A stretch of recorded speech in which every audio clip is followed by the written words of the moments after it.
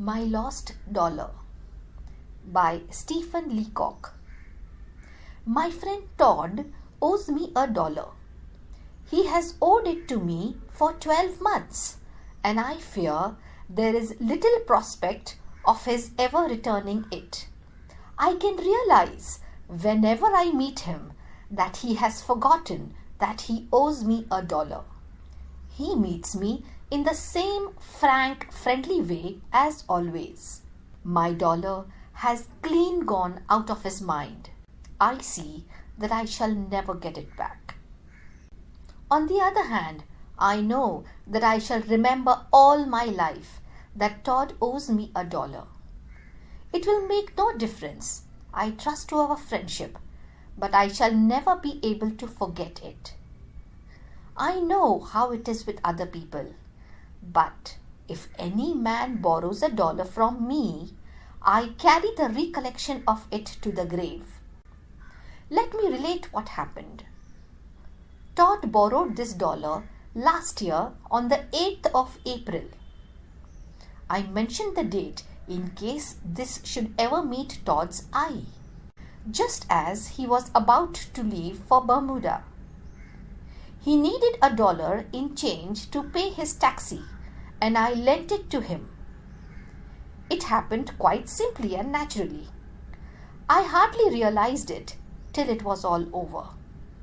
He merely said, "Let me have $1, will you?" And I said, "Certainly. Is $1 enough?" I believe, in fact I know, that when Todd took that $1, he meant to pay for it. He sent me a note from Hamilton, Bermuda. I thought when I opened it that the $1 would be in it, but it wasn't. He merely said that the temperature was way up to nearly 100. The figure confused me for a moment. Todd came back within 3 weeks. I met him at the train, not because of the $1, but because I really esteem him. I felt it would be nice for him to see someone waiting for him on the platform after being away for 3 weeks. I said, "Let's take a taxi up to the club." But he answered, "No, let's walk." We spent the evening together, talking about Bermuda.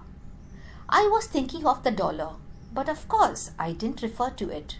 One simply can't. I asked him what currency is used in Bermuda and whether the American dollar goes at par. I put a slight emphasis on the American dollar, but found again that I could not bring myself to make any reference to it. It took me some time. I see Todd practically every day at my club to realize that he had completely forgotten the $1. I asked him one day what his trip cost him, and he said that he kept no accounts. A little later, I asked him if he felt settled down after his trip, and he said that he had practically forgotten about it. So I knew it was all over. In all this, I bear Todd no grudge. I have simply added him to the list of men who owe me $1 and who have forgotten it. There are quite a few of them now. I make no difference in my demeanor to them, but I only wish that I could forget. I meet Todd very frequently. Only 2 nights ago, I met him out at dinner, and when he was talking, apparently without self-consciousness, about Poland, he said that Poland would never pay her debts. Do you think a thing like that would remind him? Wouldn't you? But it didn't seem to. But meantime, a thought, a rather painful thought, has begun to come into my mind at intervals. It is this: if Todd owes me $1 and has forgotten it, it is possible, indeed, it is theoretically probable, that there must be men to whom I owe $1 which I have forgotten. There may be a list of them. The more I think of it, the less I like it, because I am quite sure that if I had once forgotten $1, I should never pay it. on this side of the grave. If there are such men, I want them to speak out. Not all at once, but in reasonable numbers, and as far as maybe in alphabetical order, and I will immediately write their names down on paper. I don't count here men who have lent me an odd dollar over the bridge table, and I am not thinking, indeed I am taking care not to think, of the man who lent me 30 cents to pay for a bottle of plain soda in the Detroit Athletic Club last month.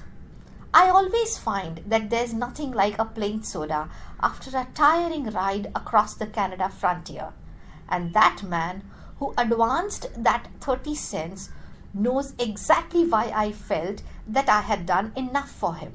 But if any man ever lent me $1 to pay for a taxi when I was starting for Bermuda, I want to pay it. More than that, I want to start a general movement, a back to honesty movement, for paying all these odd dollars that are borrowed in moments of expansion. Let us remember that the greatest nations were built upon the rock basis of absolute honesty. In conclusion, may I say that I do particularly ask that no reader of this book will be careless enough to leave this copy round where it might be seen by Major Todd of the University Club, Montreal.